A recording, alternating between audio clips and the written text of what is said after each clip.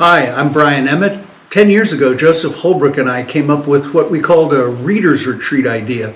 Not a book club, I think we also called it an unconference. That meant there wasn't a division between main speakers and a largely passive audience. Instead, this reader's retreat or unconference would be participatory, level, no experts whose word was law, meeting on neutral ground ideologically and not requiring agreement, and with a real openness to learn from people who don't necessarily share identical convictions and commitments. So our general format works like this. Each participant brings a book they have recently enjoyed.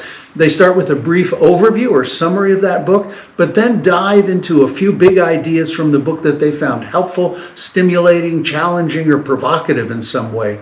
And this summary shared the personal reasons why that book was meaningful to the presenter. And this deepens relationships and opens a window into the soul of each presenter.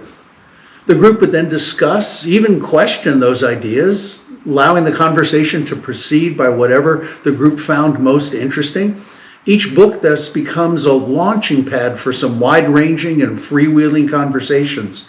And because we kept the group small, every person had equal time to talk about their book and all could respond. This honored each person, saying, "We're interested in you, in your reading, in what you're thinking." Aside from that, there's not much formal organization, no order to the presentations, just giving full, respectful attention to each participant. No one voice is raised above the others. There's no main attraction, no need for anyone's perspective to dominate or win. Everyone listens respectively and creatively without talking over or steering the conversation. Our first retreat 10 years ago was a huge success. Everybody wanted to come back, and everyone received more than just books and ideas. And one unexpected benefit is that we began to develop new vocabulary, how we thought and talked about ideas like social transformation or Christian nationalism, Christ and culture, and similar big ideas. We're discovering that if you can't say it because you don't have a word for it, then you can't even really think about it very well. Learning new vocabulary from these shared books was transformative for all of us. The first Black Americans who ever took to the court suing their master and going to court, they used the words of the Declaration of Independence, and the judges look at them and say, they're right. And so the foundation for the freedom is in the original documents, and I think in the original intention. But again, you got to remember that outside of this side of the trumpet blowing and the dead being raised in Christ, all the kingdoms are going to be incomplete. But he would say this one at least has a fighting chance. I think that's kind of the approach he would take. Is this a book about, let's study these revolutions and the distinctives of them? Or was he trying to help Christians understand a basic principle, and so he used revolutions to illustrate it?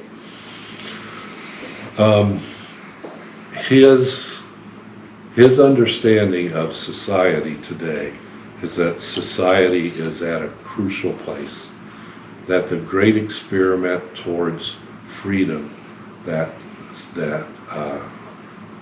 is the United States is in a dangerous place because we're standing out on that tree limb and cutting ourselves off from the source, and that the source is the foundation.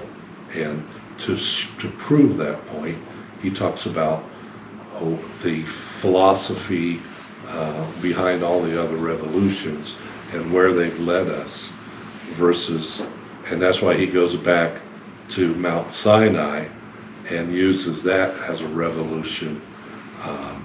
So he constantly goes back to Mount Sinai. Says, God set us free. Yeah, can I jump in on that a little bit? Yeah, please. So does Guinness unpack that at all in terms of, sort of law versus gospel. No, what he really goes after is the consequences of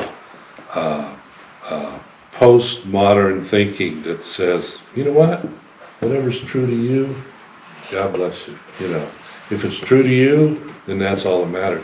And he goes after what the consequences are, and that freedom is freedom from and freedom to. And so he also talks a lot about, you know, whatever you give yourself to, you become a slave of. And so biblical freedom becomes really important. And I think, and this is the Puttick version of one of his points, but remember in Romans 3, Paul poses a question. He says, so what good is there in being a Jew? And Paul says, the oracles of God were given to the Jews. That's what's good about being a Jew. The oracles of God were given to them. And so he takes that and puts it in a picture of a transaction with God. God says, these are the things that are right and wrong in the world. And the covenant people say, we receive those, we will walk in those. And he says, they have to be anchored in something other than the current philosophies of, you know, let's go shopping and find out what you think is true and what you think is true. He said it has to be rooted back in something transcendent. Right, so even the idea of human rights, where do they come from? I think Dallas Willard was the one who said dignity, this computer has a corresponding dollar value to it. This human being does not have a corresponding because it has dignity. That means you cannot put a dollar amount on a human person, their dignity. Because if you do, you reduce it to a commodity. Reduced it to a commodity. So a laptop is a commodity, That's right. but a human being Is not. Now we're in Marxist theory. Exactly. And I think the reason, the genius of his book, which I didn't do justice to, is let's go back to Sinai, because that's Eastern, not Western. It's not old white guys. It's, you know, let's go back to Sinai. And so he gets back beyond people saying, well, yeah, the whole American Revolution, you know, it was white centric, it was Eurocentric. He dumps all that when he goes back to Sinai because it's a different culture. Well, he does such a better job. I would almost be embarrassed if he were here and he heard what I tried to say, what I think maybe he sort of meant. But boy, I recommend the book. So where to go from here? Well, if there are others out there who are intrigued by this Reader's Retreat idea, we'd like to do what we can to help that happen. We hope that these short episodes from some of our actual retreats will stimulate your thinking and planning. You can see the links at the bottom of this video for more information.